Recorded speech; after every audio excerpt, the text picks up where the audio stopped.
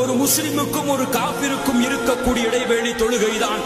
எவன் தொழுகையை விடுகிறானோ அவன் காபிராகி விடுகிறான், அல்லாஹ்வுடைய மார்க்கத்தை மறுத்து விடுகிறான்.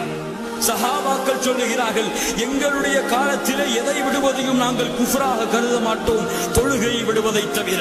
மார்க்க அறிஞர்கள் சொல்லுகிறார்கள், இமாம் ஷாஃபி ரஹ்மத்துல்லாஹி அலைஹியுடைய ஃபத்வா, எவன் தொழுகையை விடுகிறானோ 3 நாட்கள் அவனுக்கு அவகாசம். 3 நாளிலும் அவன் தொழுகையை எடுத்துக் கொள்ளவில்லை என்றால் 3வது நாளுடைய இரவிலே அவன் முர்த்தத், மதம் மாறியவன் என்ற அடிப்படையிலே அவனுடைய தலையை நீங்கள் வெட்டிவிட வேண்டும்.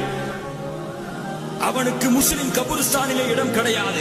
அவனுக்கு ஒரு முஸ்லிமான பெண்ணை திருமணம் செய்து கொடுக்க கூடாது. அவனுக்கு முஸ்லிம்களுடைய வாரிசுரிமை சட்டம் கிடையாது. அவனை இறந்து விட்டால் குளிப்பாட்ட கூடாது. சாக்கு மூட்டைகளை கட்டி தொழுகையிலே குப்பையிலே இறந்து விட வேண்டும். அபூ ஹனீஃபா ரஹ்மத்துல்லாஹி அவர்கள் மட்டும்தான் இந்த விஷயத்தில் லேசான ஒரு சட்டத்தை சொல்லி இருக்கிறார்கள். அவன் தொழுகையை நிறைவேற்றும் வரை அவனை அடித்துக் கொண்டே இருங்கள், மரணித்தாலும் சரி. மாலிக் ரஹ்மத்துல்லாஹி அலைஹி, அஹ்மத் பின் ஹம்பல் ரஹ்மத்துல்லாஹி அலைஹி அவர்கள் எல்லோருடைய ஃபத்வாவும் 3 நாட்கள் தான் அவகாசம். 3 நாளும் தொழுகையை நிறைவேற்றவில்லை என்றால் மார்க்கத்தை விட்டு வெளியேறியவன் வெட்டிவிடுங்கள். இன்று ஜும்ஆ வாசிகளாக வாழ்ந்து கொண்டிருக்கிறார்கள் முஸ்லிம்கள். வெள்ளிக்கிழமை பார்த்தால் பள்ளிகளில் இடம் இருக்காது. காலை ஃபஜ்ர் தொழுகையில் பார்த்தால் இமாமும் முஅத்தினும் நின்று கொண்டிருப்பார்கள். எத்துணை பள்ளிகளிலே இந்த காட்சியை பார்க்கிறோம்.